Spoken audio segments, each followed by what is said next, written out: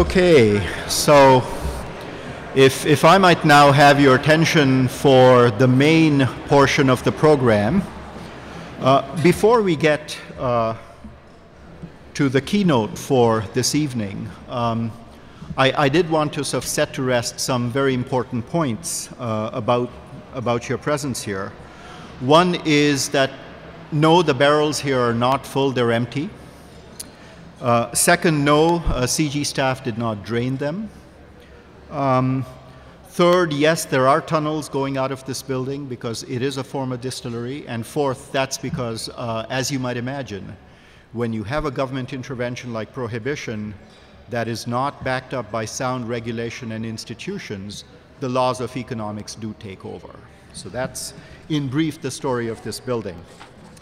Moving on then, I again wanted to welcome all of you to Waterloo and to CG and to this INET CG conference on false dichotomies, and to say how privileged we are to have in our midst Emma Rothschild to speak to us this evening. There is a biography of her in the program. In many ways she needs no introduction, and rather than repeat it, in terms of the ethos and the objective of this subject that we're treating, let me just say this.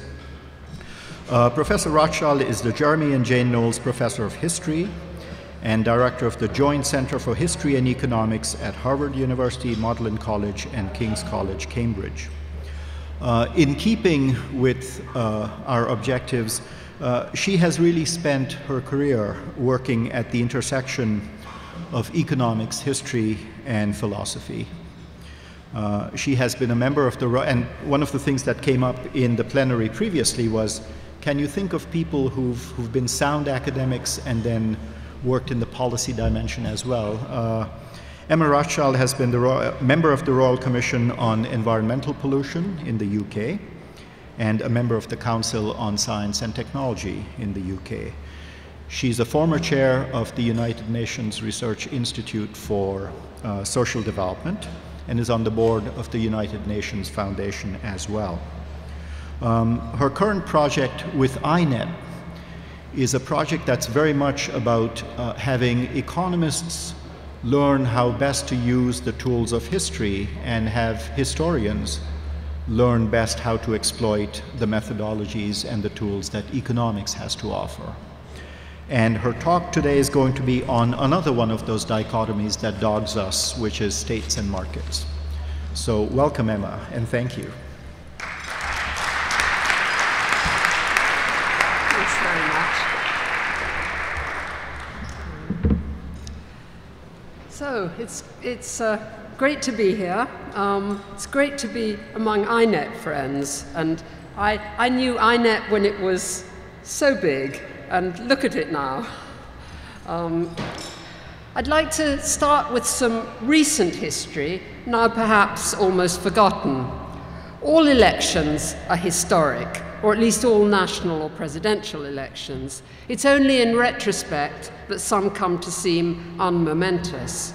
But the US election of 2012 was historic or historical in the very particular sense that the disputes, and there were many, turned to an unusual extent on US economic history, on the history of economic thought, and on the history of economic policy. There was the inheritance of Abraham Lincoln and Theodore Roosevelt, the interpretation of Adam Smith, and even the more recent inheritance of Milton Friedman. All thought is thinking with history. How can one think with the future? But in 2012, the historical has been everywhere. Well, this is a depiction of Governor Romney's major address on economic principles at the University of Chicago. You'll note Milton towards the top, as in Friedman, rather than as in the free enterprise liberalism of Paradise Lost. This is President Obama's major address in Kansas, also on economic principles. And this, before the candidate for whom I guess some 59 million Americans voted only a few days ago is entirely forgotten, is what it was all about. And this is where my embedded video should come in. It's very short. Oh no, the other one, the top one. Sorry. What is this? No, the other link, sorry.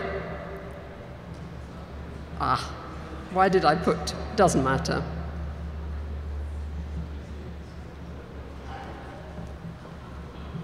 What a shame.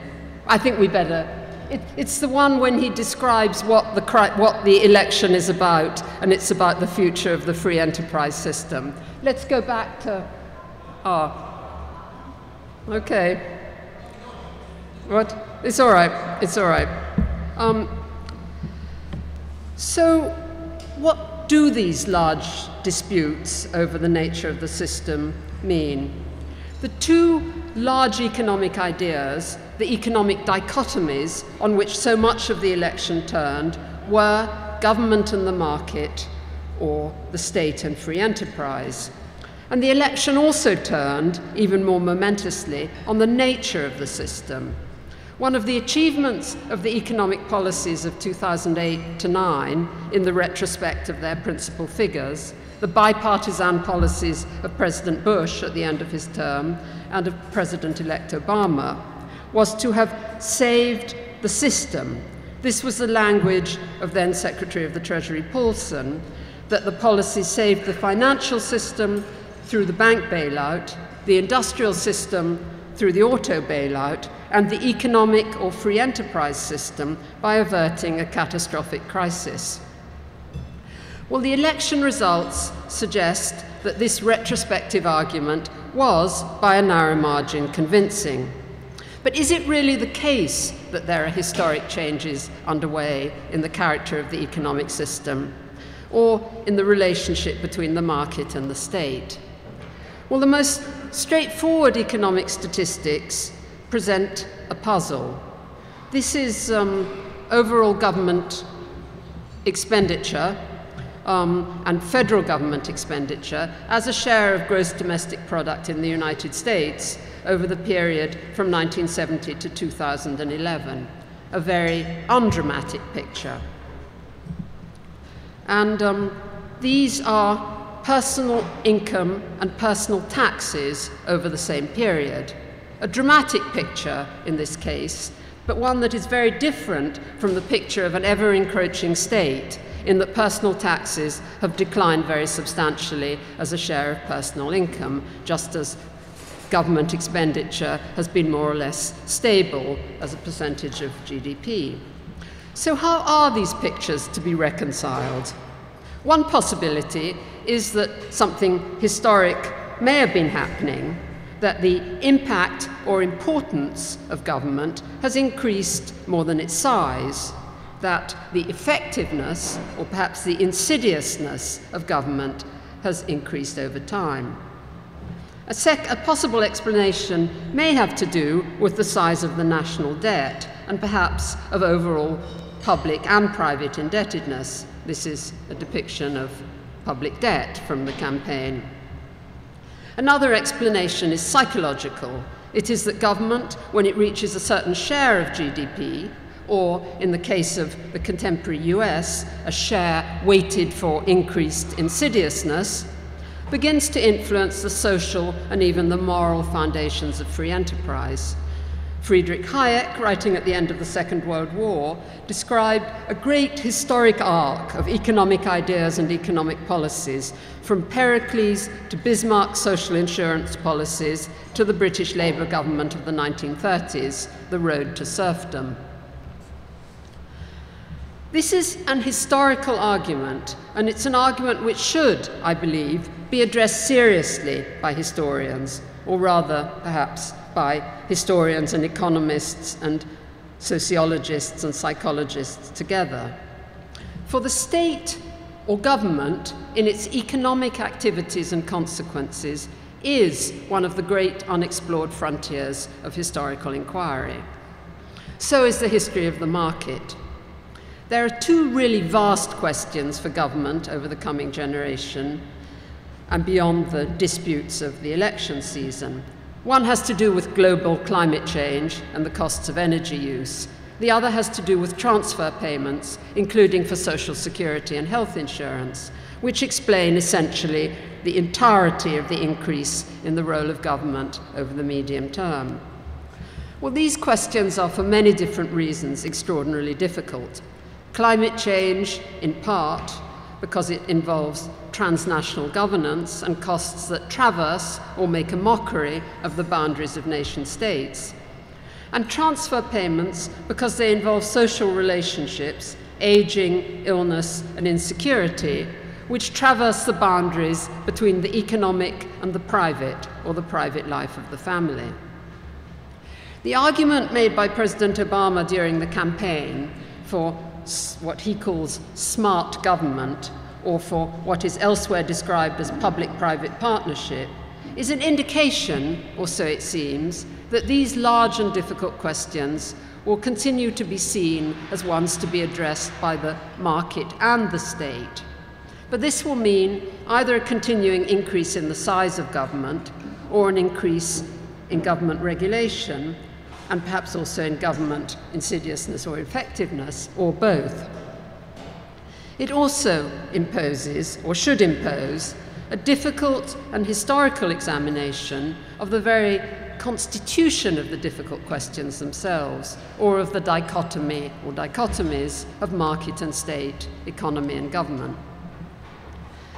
Times of economic crisis are almost always times of increased demand for historical inquiry, a cyclical boom in the market for economic history and for the history of economic thought. The foundations of these two subdisciplines, which have a tendency over time to diverge and merge and again diverge, were indeed constructed in the course of the crises of the 1890s and the 1930s. Economic history is relevant, or so it seems, when economic difficulties assume epochal or historical proportions. And the history of economic thought is of relevance when economic theories are in a state of, let us say, fluidity. So I'd like to talk about three different historical narratives, all of which call into question the dichotomy of the market, or the economy, and the state, or government. The first is about the history of the state itself, an empirical inquiry, that is to say, into what states do and who it is that does these things that they do. There is a fairly familiar story that corresponds, more or less, to the history of what is called, anachronistically, economic policy. In a first stage, that is to say, the state is feudal, ancient, something to be dismantled. Adam Smith's late 18th century state, more or less.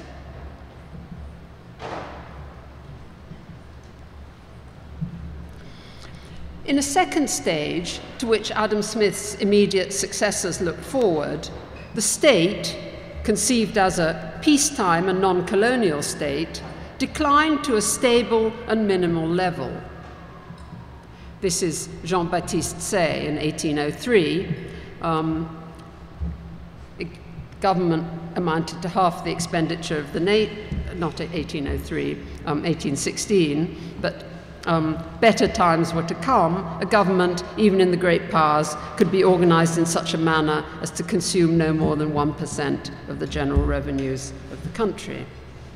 This is the late Victorian or night watchman state of Gladstone and Disraeli.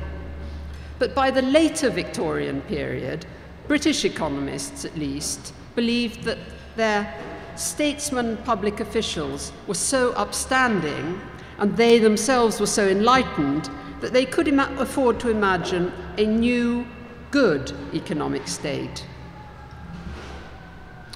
This stage 3 state had different roles according to different economic tendencies: to ensure some minimum of social security, or to create markets and the condition for their efficient functioning, or to invest in the physical infrastructure of economic growth. Then, in a fourth stage, at least for many mid-20th century economists, the activities of government began to grow in an uncontrolled way.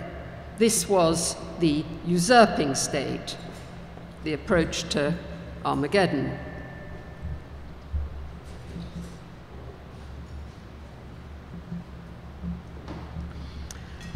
And it is in this stage 4 in the heavily stylized history of economic thought about the state that the origins of the long present crisis are to be found. For the economic theories of Hayek and of other critics of the usurping state were of profound importance for political and economic life in Eastern Europe, in Asia, and in the Anglo-American world of what used to be called the Washington Consensus. Let me take you back in recent history to the euphoric spring of 1981. This is President Reagan, fairly soon after his inauguration. When Prime Minister Thatcher was here recently, we both remarked on the sudden overwhelming changes that had come recently to politics in both our countries. At our last official function, I told the Prime Minister that everywhere we look in the world, the cult of the state is dying. We are surrounded still by the debates of that time, and there is a great deal of late 19th century economic thought, mostly Austrian, in the economic ideology of the Romney-Ryan program, just as there is, I have to say, a great deal of the Marshallian, Pigovian, following Alfred Marshall and A.C. Pigou, sense of utter confidence as to the enlightenment of economists and the virtue of public officials in the so-called smart government of the Obama-Biden program, under which we will continue to live. But the history of the state, or of really existing states, is very different from these stylized facts, to use the expression of the late, great Nicholas Caldor. It is also strikingly little studied, for which my own profession, namely historians, not economic historians or economists, but historians, are, I fear, to blame. There has been a great deal of history of the state from above, of course, of founding fathers and generals and prime ministers. There is much military history. There is excellent recent history on states in their overseas and imperial roles, on the officials of the British, French, and Spanish empires, for example, and on the administration of the slave trade. But there has been very surprisingly little history, at least in the past 20 or 30 years, a period during which the history of the economy has been relatively unfavored in history departments, of how the economic activities have changed over time, of who it is who works for the state or for international, national, and local governments, and of how the revenue sources of the state have changed and are determined. So my second stylized narrative has to do with the theory and measurement of the state. The depiction of the state that is implicit in the dichotomy talk of recent months is of a natural organization or organism, the market or the economy, in which an outside or exogenous force, the state or government, interferes or intervenes. But this view poses evident difficulties in the sort of world that Jean-Baptiste Say described in 1816, or that Hayek feared in 1944, or that is so much discussed today. A world, that is to say, in which government accounts, in some sense, for approximately half of the economy. Psychological difficulties, one might think, if half of oneself is not oneself, alienation or something like that. Now, the details and the history of how government is measured and depicted in the national income and product accounts are very arcane indeed. And it's it's tremendously great that Joe Stiglitz chaired a really serious commission that looked at national income accounts, at the very deep issues that they raise, and at ways to make them better.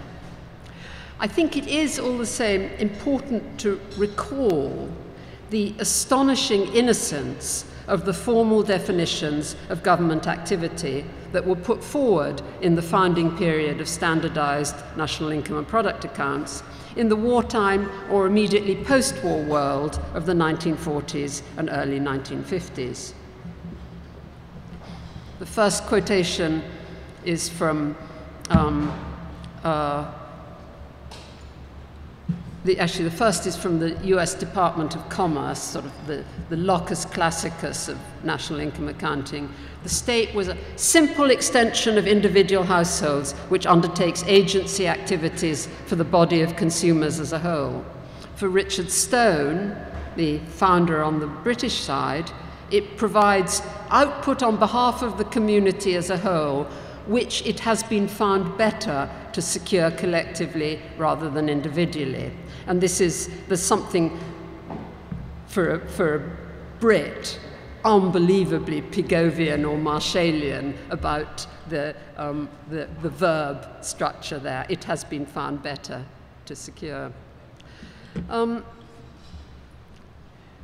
There are redoubtable difficulties in measuring the output of government, which are all also, I believe, conceptual difficulties connected in turn to the ontology of the state as inside or outside the economy. One difficulty is that the expenditure, which has increased so much in recent decades and which is at the center of the frightening predictions about future doom, expenditure on transfer payments to persons, or in the arithmetic of the US election campaign to the 47%, is not accounted for in income and product accounts because it is not part of production or of income from work or assets. The slide I showed earlier is a trick, well, it's not really a trick in that sense.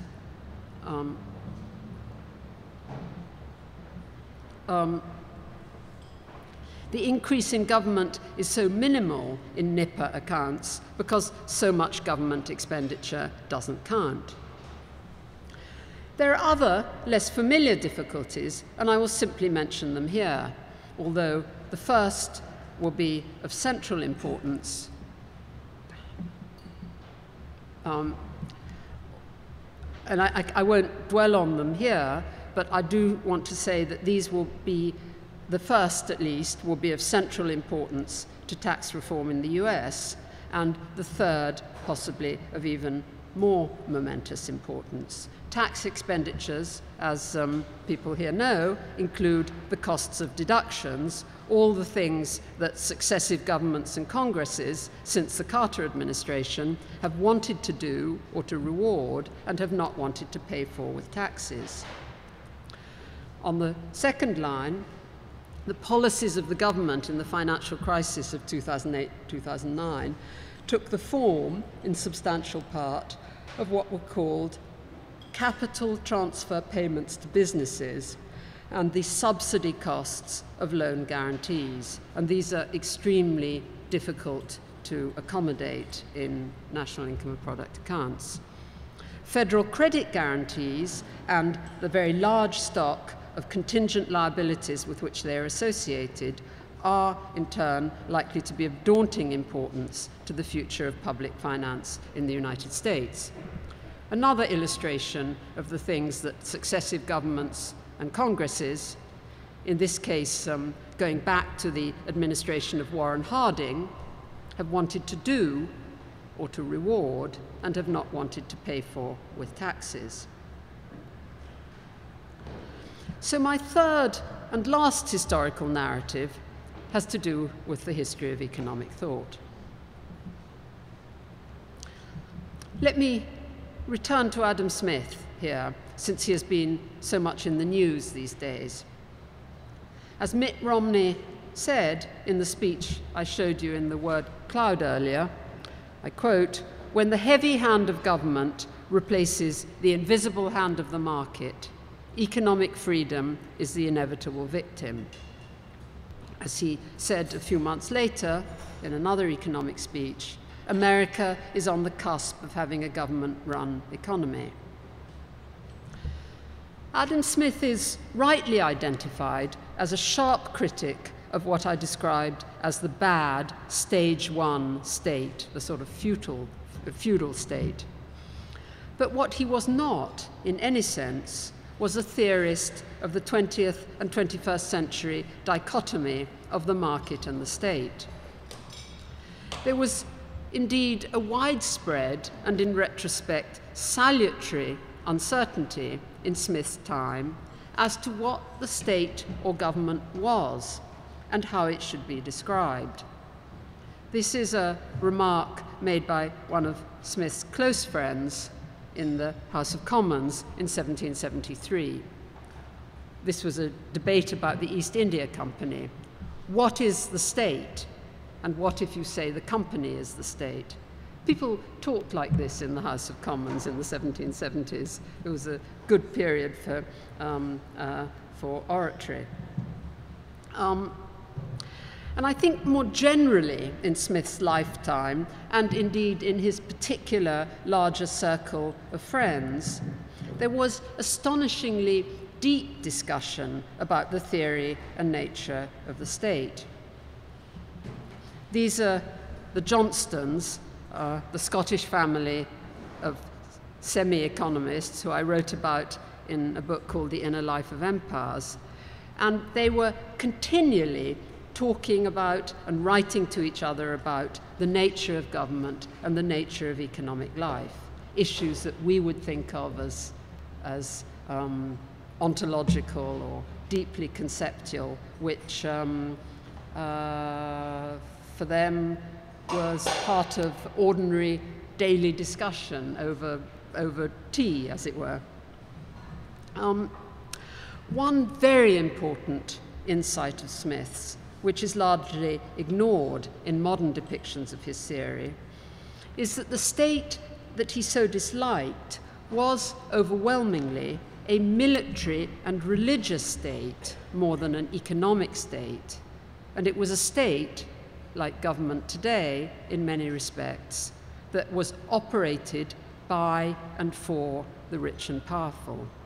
So the kind of aseptic view of Smith that has been so often put forward in the last 100 years or so, taking his theoretical insights out of the historical context in which he himself put them and literally leaving out his long paragraphs describing what it was he so much disliked in the state, has had the effect of making his, on the one hand, making his theories apparently much more widely applicable to the economic activities of a very different state, and on the other hand, has obscured what seemed to be so revolutionary and frightening about his rhetoric in the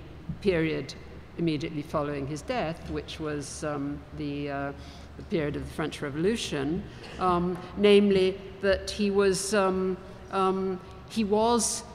bitterly criticizing the state and saying that it was engaged in military adventures, it was deeply involved with oppressive religious authorities, and it was a state that operated to the benefit of the rich and powerful, including the people who put pressure on members of the House of Commons.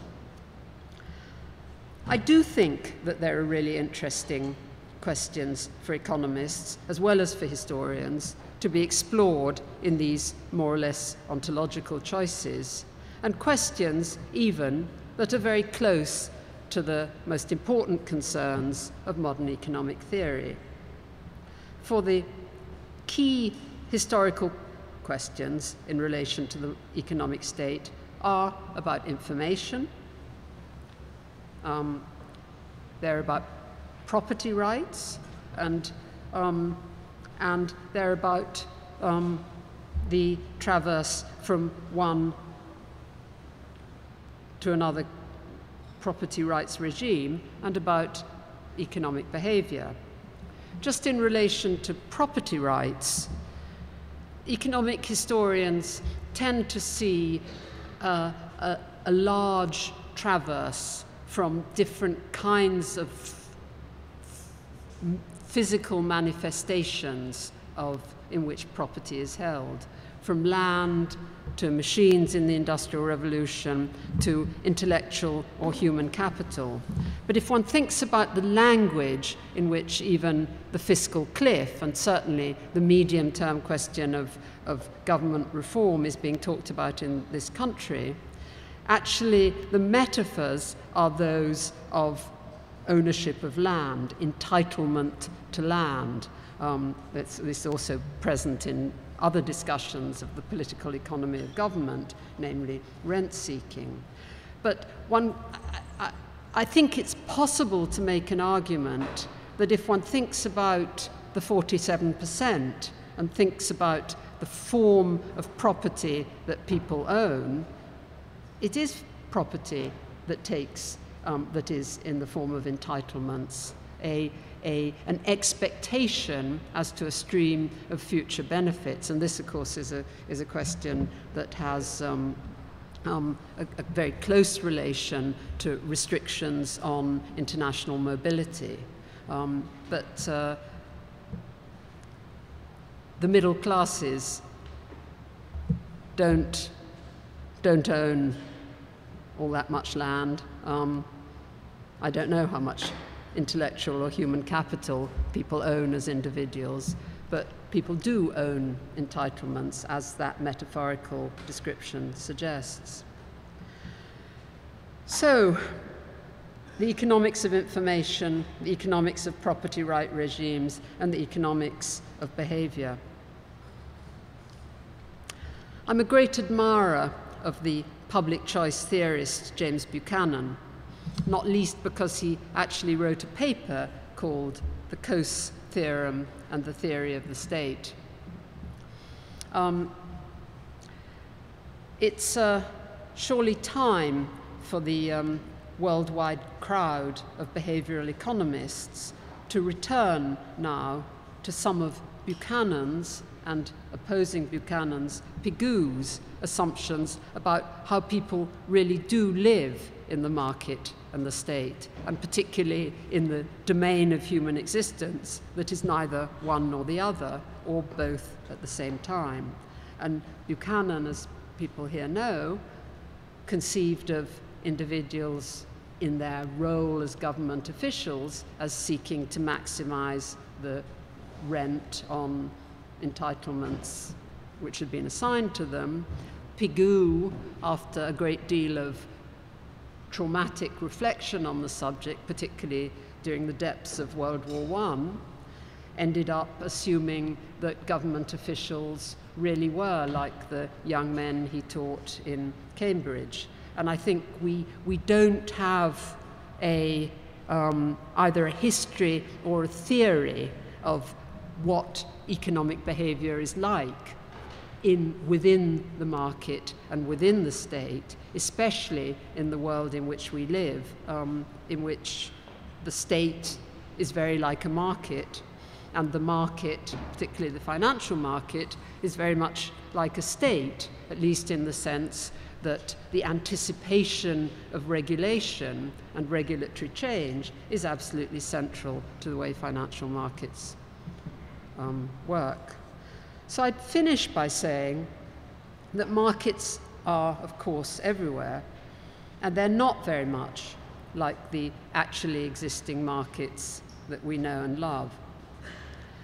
I suppose we should, and I mean this very seriously, try to be more like the 18th century Johnstons in one very limited respect, that we should be talking a lot more than we have been for the last 30 or 40 years about the nature of government and the nature of economic life.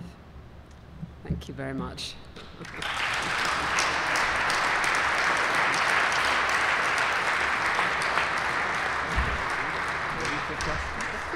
course.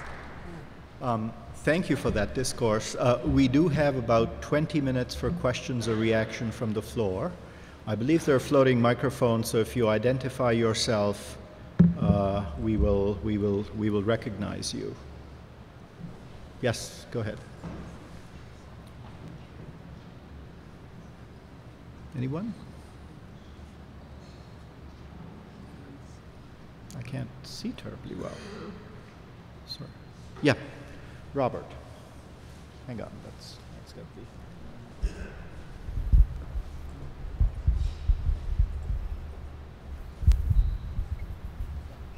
Rob Johnson from INET.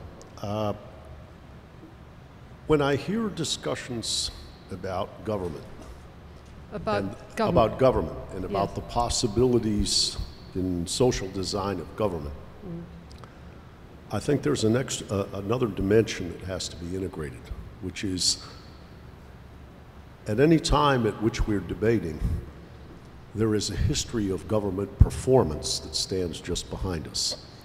And whether it's propaganda or whether it's actual experience, some of the reluctance to envision empowering government further at this time comes from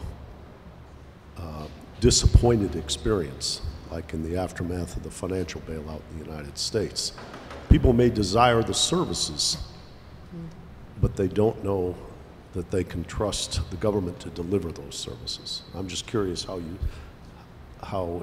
in this debate you see that question of trust in the repeated game of governance playing a role. Well, I have a lot of sympathy for the libertarian critique of the state. You know, the motto from the great poet Hölderlin that Hayek uses in The Road to Serfdom is the state is the coldest of cold monsters, is a very eloquent thought. I mean, I think one does have to think about Hayek writing that with Nazi Germany in his mind. And I do think that something like the sort of regulatory ideology of smart government, of which the great colleague of mine, Cass Sunstein, is very much associated with, has a perhaps too innocent a view of what it is that officials are doing. That being said, the sort of propaganda about how terrible government is a really overwhelming feature of American public life going back to the 1970s. And I think the ideal of better public service, which I think was implicit in, for example, the work in public economics that Joe Stiglitz and Tony Atkinson and others did for so many years, is one of the noblest ideals one can aspire to. And I think the reason I started with the election is that I think it's too. I'm sorry, this is it's after dinner. This is all much too serious, really. But I think it's too easy to assume that the dichotomy talk of this election is going to go away easily and just conclude that there's going to be somewhat better macroeconomic policy and more smart regulation. I think these questions about the role of the state have very deep roots in American public discourse, and B, they really are deep questions. So, and I'm I'm much more critical of historians in a way than I am of economists for not thinking about this, because take somebody like John Brewer, a British historian of tax systems in the 18th century. I mean, that was wonderful empirical work about what the British state actually did. That sort of work is not particularly being done. But by mentioning the economics of information, the economics of property right regimes, and behavioral economics, I wanted to just gesture towards the fact that these are issues that are rather important and rather, fashionable among economists too. In fact, there's, I think, this set of issues about the history and theory of the state and the legal basis of the state, because legal history is a huge part of what's needed here. I mean, it is potentially something really productive for conversation across scholarly disciplines of the sort that INET is trying to encourage and that is being practiced here at this institute. Yes, John Smith in York University. Could markets exist without the state?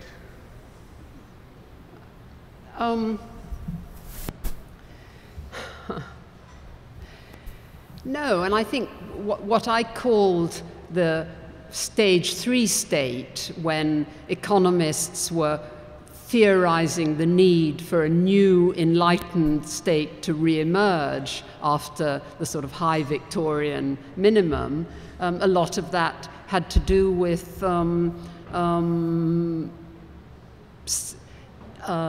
providing the kind of institutional basis for markets to exist, and to talk about something that's extremely sort of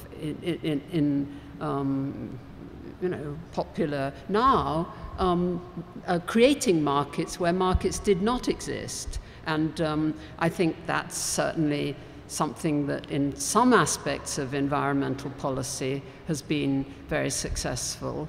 But I think one of the shortcomings of the public choice theorists' approach to these subjects, and as I said, I give them great credit for taking the theory of the state seriously, but one of the shortcomings has been to have a sort of very indistinct frontier between or underexplored frontier between the good or constitutional state that provides the necessary framework for the rule of law, the judicial state, and the bad economic state. I mean, James Buchanan, by the way, was very unusual among the so-called conservative economists of the 1970s, in that he did openly acknowledge that Adam Smith was seriously against military expenditure, and that a large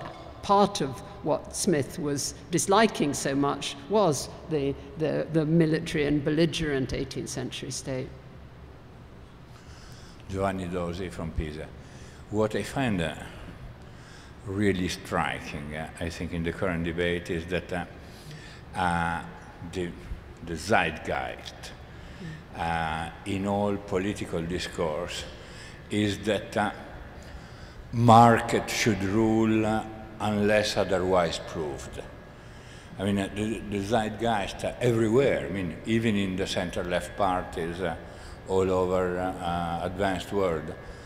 There is a sort of different degrees of market Talibanism in which you have got to prove that you have such a serious market failure, and not only, but to that would not correspond an even a more serious government failure, which is crazy. I mean, if you take economic theory seriously, the distance between any market and the market perfection that you find in an economic model is so high that, I think Joe said long ago, if you take it seriously, the world is a huge market failure. Still, it is on the side of those that say we should do this, we should do that, we should have this policy, we should have this other policy, the burden of proof, which is totally crazy. And in fact, I mean, places this lot around this table that is, I would consider us with different variation near center-left, but very moderate, place us at the extreme left in the political debate. Now, the big question is, how did it come about? You, as an historian also of ideas, I mean, how did we get to this point in which the entire discourse in the US, but also in Europe, is in the Taliban hands, so to speak? Well, I mean, that's what I meant in rather more after-dinnerish language by the 50 years of public discourse.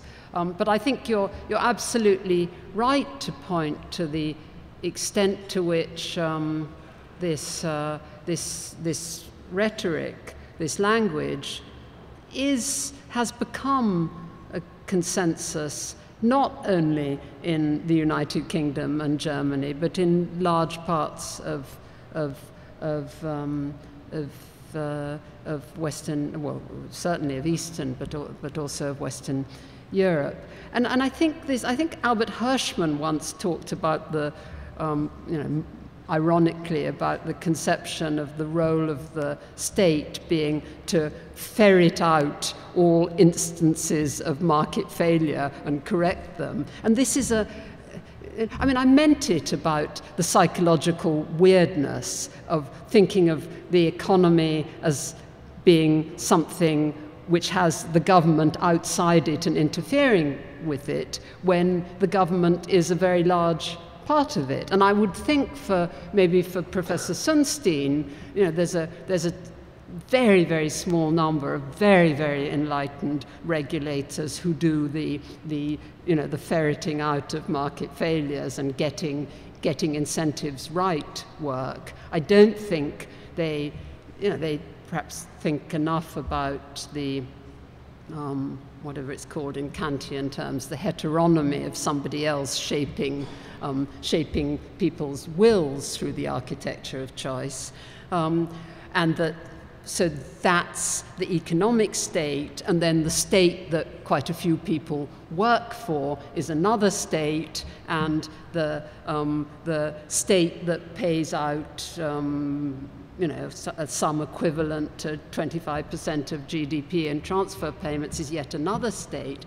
But think of the different metrics we've got about the effectiveness of government regulation, about the share of employment, about the share of national product, about the share of disposable income, personal income that comes from transfer payments. And I just think what's really important is to start a process of disaggregating our ideas of the state and maybe thinking we need different theories for different parts of what's going on. And this, of course, is very closely related to disaggregating the political state and the sort of work that Rob Johnson has been doing and talking about in relation to really understanding how congressional government or governance of economic activity works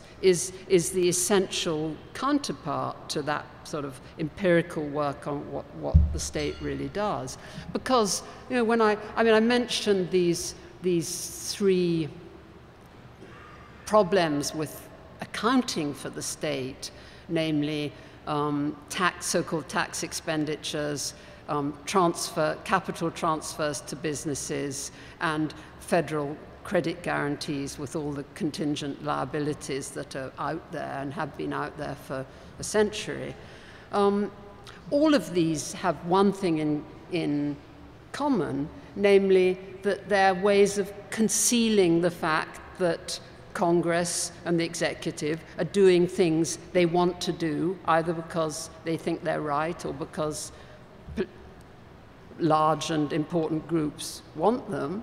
I think about deductions, without showing that they're doing them. And this goes back before the Reagan administration. I mean, it was certainly something that was well underway in the, I think, in the Carter administration, of just feeling the language and rhetoric of anti-tax, anti-state, anti-government is so overpowering that we can only do these things, which everyone agrees we should do, if we hide them.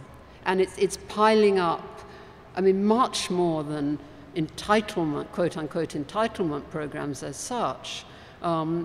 This opacity about the economic impact of government really is piling up very, very major problems. And I don't want to say that one can have a head-on collision with 50 years of anti-state rhetoric, but I do think that by taking the theory as well as the history of government activities more seriously, one can begin to pull that apart. I mean, for people who are interested in how we got here, there's a fantastic new book about Hayek and the Mont Pelerin Society by Angus Bergin, a young historian of ideas. A very good book by Daniel Stedman Jones about the 1970s. So historians are beginning to address the mechanisms whereby this discourse became so entrenched. But that's not the same as changing it.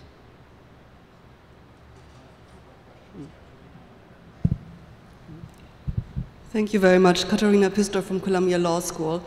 I'm wondering how your perspectives on the state might change if you throw in a little bit of comparative analysis and also the processes of globalization. So in my mind, the United States is still very much an outlier. And while it is true that also continental Europe has embraced more ideas of markets versus state, I think in general the population has still a much more positive view of the state. And that might be very much related to what you said, which is the ability of the state to deliver on entitlements or to grant entitlements, and that might create a different relationship between the individuals in society and the state. But it's nonetheless ironic that it is the countries of fascism and of former socialism that still have a probably more positive attitude towards the state today than the countries of liberalism like the United States or England. And let me just throw in globalization, because there have, of course, been all these ideas that now finally the state would wither away, not in the sense that Marx had envisaged it, but more in terms of the markets, the global markets take over. But when we look at the ways in which the states have constructed these global markets, a very different perspective emerges. So I've two sort of factual or maybe interpretative questions, and then the final one is about your profession or historians, how they can avoid the dichotomies that apparently stand in our way of really analyzing the state or deconstructing it in a different way, and what you see in terms of trends in historical research that might help us to get out of this state versus market, or good states or powerful states versus bad states in the future.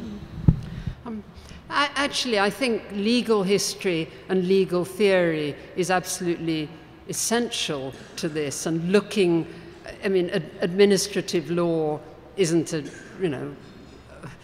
sort of subject that people are totally thrilled about, but I think you have to explore that to try and make sense of this. Actually, I think in relation to the question of federal credit, there's really interesting legal historical work to do. Of course, you're completely right about national differences. And I think many Europeans, although I think particularly Western Europeans, I mean, I'm very struck by how evocative the sort of Reagan-Thatcher rhetoric still is. Certainly in the Czech lands, I mean, and elsewhere. I mean, of course there are huge differences. Of course my school friends in France and England think it's sort of impossibly vulgar that people talk about the state in the way that they do in the United States. But I think there's much more of a sort of consensus about policy possibilities than exists at the level of rhetoric. And I think it's in a way the word is flexibility in a European Union context. And I don't think, I mean, France of course is the nation where really lots of people do work for the state and everybody admires the trains and the museums. But I think the language of flexibility is not one that François Hollande's government is going to particularly avoid. I mean, the huge conceptual, comparative question, of course, is China. And there is a competing ideology of state-led growth, which is very appealing in many countries around the world. But that, I think, is a pretty daunting thought for anyone who's interested in this long and bizarre history from Smith to Gladstone to Marshall and Pigou to even to Buchanan. Because, as I said before, the libertarian critique of the state is a very powerful one that goes to very deep values. So if the sort of two alternatives are China and flexibility come the critique of government spending, and I think it is the Chinese model that's going to matter over the coming generations far more than the French model, then this is, in a way, this makes it even more urgent for the kind of scholars who are involved with INET to sort of pivot a bit and start thinking again about some of these questions which go within our own disciplines as well as out to the world. Last question. Yes, I have this. My name is Jan Toporowski from the University of London. One of the reasons why we need a state is because we need an organization to make the payments on the debts of the state. This is obviously the dream of having a minimal state. It involves getting rid of government debt.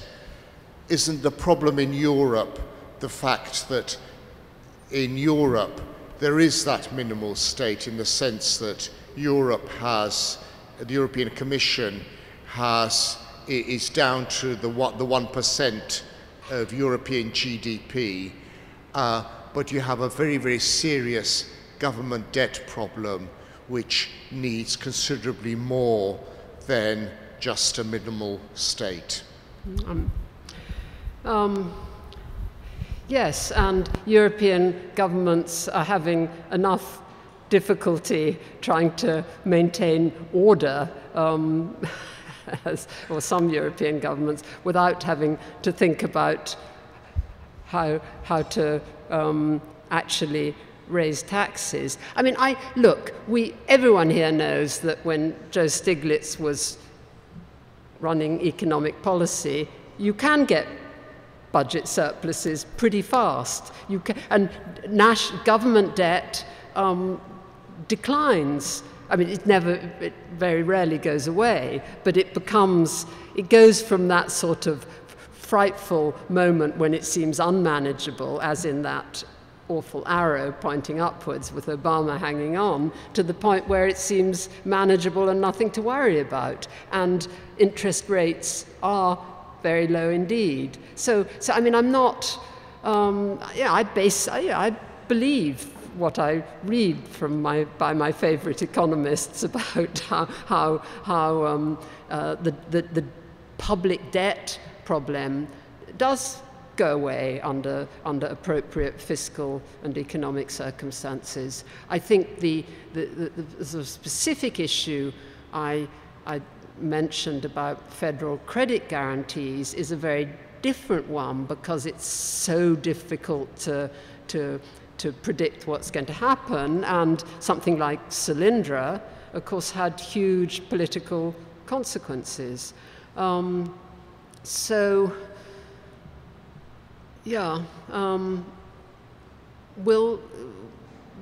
Europe reduce its debt? Of course Europe will get a better debt situation by inflation one of these days. I mean, isn't that likely to happen? But perhaps this is what you've all been talking about all day.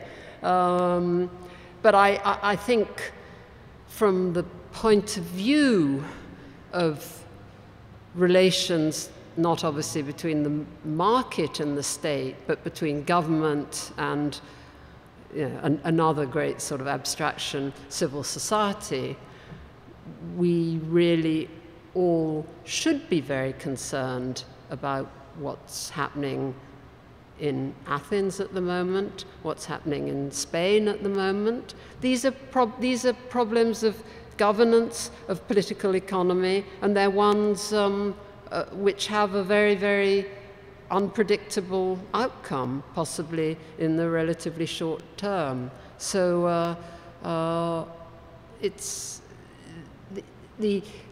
in a way, I've been talking about 200-year problems and 50-year problems of economic theory and public discourse, but I think these issues are very close to the ones which are going to determine what sort of world we live in over the next few years, certainly those of us who more or less live in Europe.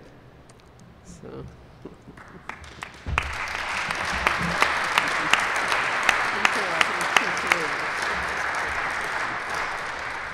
So on that note, I'd like to thank Emma for her wonderful discourse that's reminded us that states and markets are not immutable. They need each other. They are essentially social and political constructs, and that they need to be assessed both temporally and spatially. So I think we're off to a very good start for our discussions tomorrow. Thank you all again. I know it's way past bedtime for many of you who've come from overseas. Once again, I'd like to thank our keynote speaker for having given us so much food for thought, and see you all tomorrow bright and early at 9 a.m. Thank you.